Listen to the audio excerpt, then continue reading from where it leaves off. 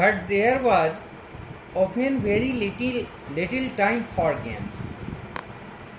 Food had to be found either through hunting big animals like the wild buffalo or by planting crops such as corn and beans. Tribes that lived near water collected fish for their food. लेकिन games खेलने के लिए बहुत कम समय रहता था, लगभग 9 के बराबर, क्योंकि फूड को भी गैदर करना होता था, या तो शिकार के माध्यम से, या तो एनिमल्स का शिकार करके, या फिर क्रॉप्स के माध्यम से क्रॉप्स को प्लांट करके. तो tribes that lived near water collected fish, जो ट्राइब्स वाटर के पास में रहते थे वे लोग अपना फूड गैदर करते थे फिश के रूप में. उन लोगों का भोजन फिश हुआ करता था.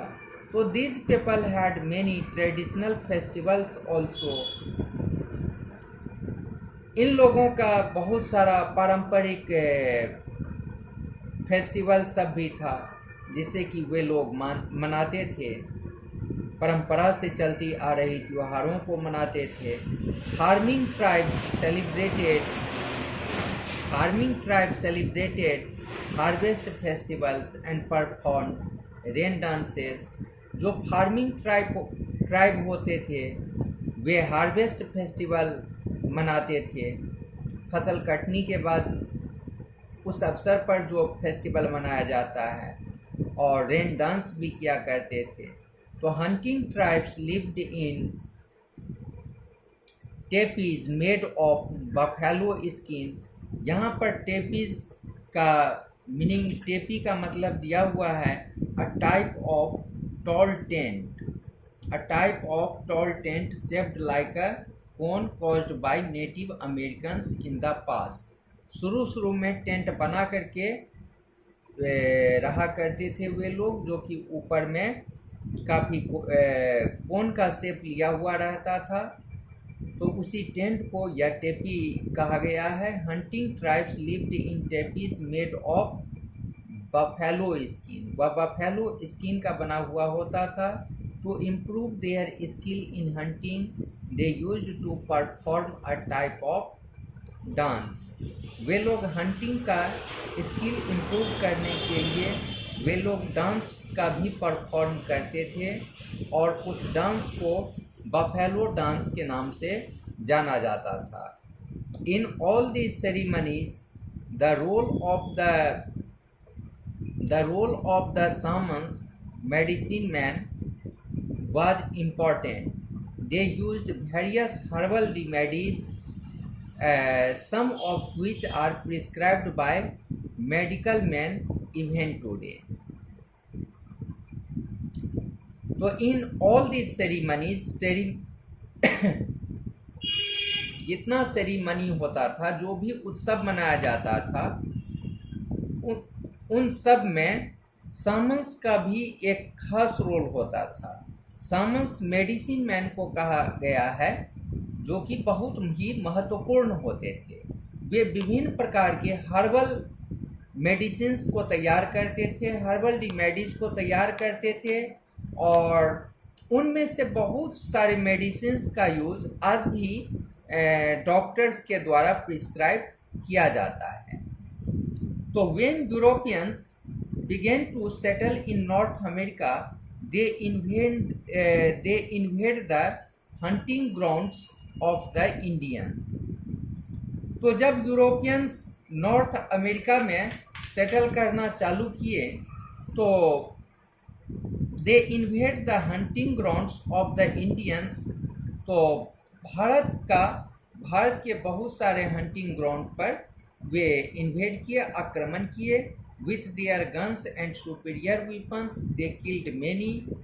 और इस तरह से अपने सुपीरियर weapons की मदद से बहुत सारे लोगों का अंत भी किए. उसके बाद they enslaved others and forced them to live on separate areas called reservations.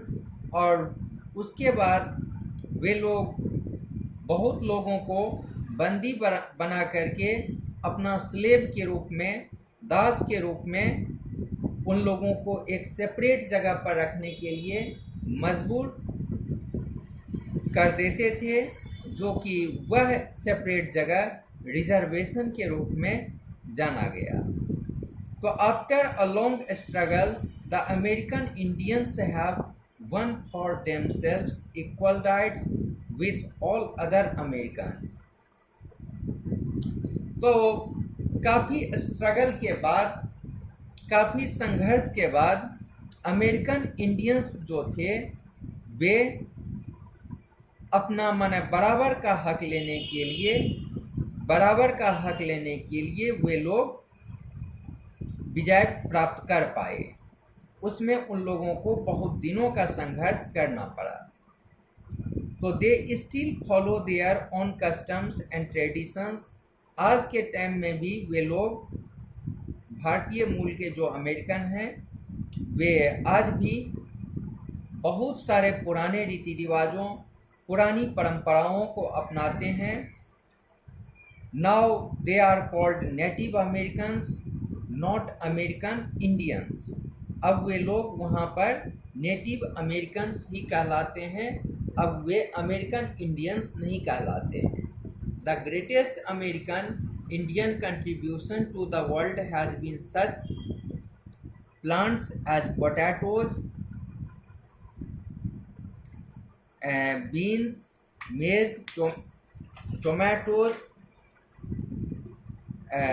cacao and pineapple. Before the time of Columbus, these plants were grown by the native Indians and were unknown to the world। तो यह potato है, potato, tomato, मेज, इन सारे चीज़ों की खेती करने का, इन सारे चीज़ों को खेती करना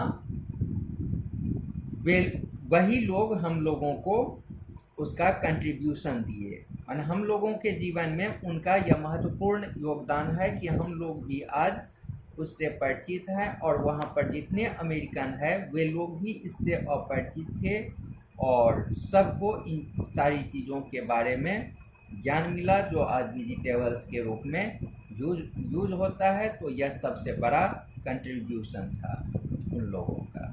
थैंक यू।